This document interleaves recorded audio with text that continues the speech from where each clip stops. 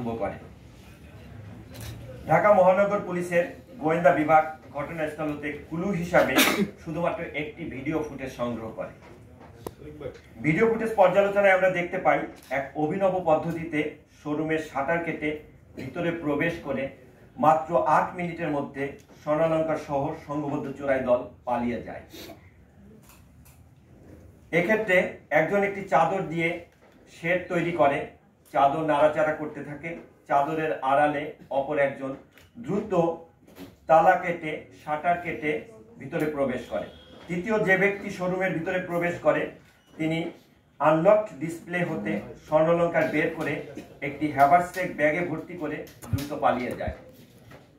এছাড়া আরো কয়েকজনকে শোরুমের প্যাসেজে ঘোরাঘুরি করতে দেখা যায়। ভিডিও ফুটেজে প্রাপ্ত ছবির সাথে প্রযুক্তিগত বিশ্লেষণ এবং গোয়েন্দা তথ্যের ভিত্তিতে ডিবি পুলিশ গত 9/1/2025 তারিখ হতে অভিযান পরিচালনা আরম্ভ করে। এরই ধারাবাহিকতায় অভিযান চলাকালীন কক্সবাজার হতে চট্টগ্রামে আসার পথে মোহাম্মদ রুবেল 28 নামে একজনকে গ্রেফতার করা হয়। তার স্বীকারোক্তি মূলে পরবর্তীতে কুমিল্লা জেলার বিভিন্ন স্থানে অভিযান পরিচালনা করে শফিক ওরফে সোহেল নামে অপর আরেকজনকে গ্রেফতার করা হয়।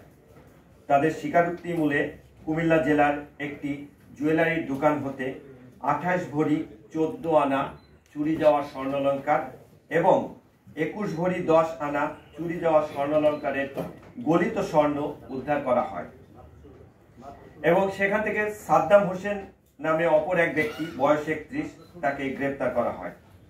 এক্ষেত্রে মোট 3 জন ব্যক্তিকে গ্রেফতার করা হয়েছে এবং এ পর্যন্ত 50 ভরি 8 আনা স্বর্ণ উদ্ধার করা হয়েছে। ঘটনার সাথে সংশ্লিষ্ট চক্র সম্পূর্ণরূপে শনাক্ত করা সম্ভবপর হয়েছে। চক্রের অন্যান্য সদস্য গ্রেফতার এবং অবশিষ্ট স্বর্ণালংকার উদ্ধারের জন্য অভিযান এবং অন্যান্য কার্যক্রম অব্যাহত রয়েছে।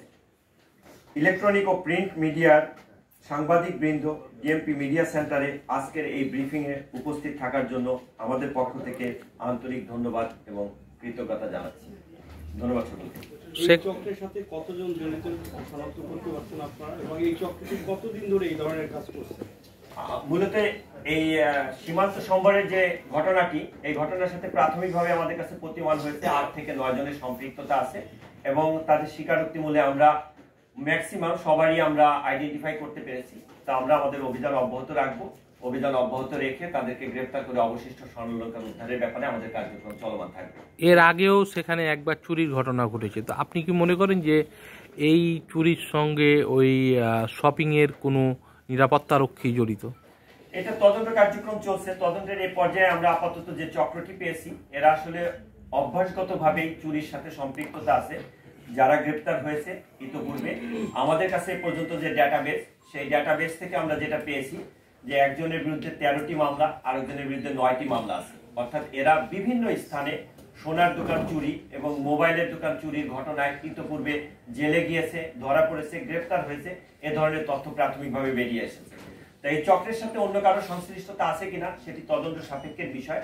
আমরা তদন্ত সাপেক্ষে সেটা প্রাপ্ত তথ্যের ভিত্তিতে পরবর্তীতে আমরা সেটা যাচাই বাছাই করে আমরা সেটা বের করার চেষ্টা করব যে এর সাথে অন্য কারো কোনো সংশ্লিষ্টতা আছে কিনা।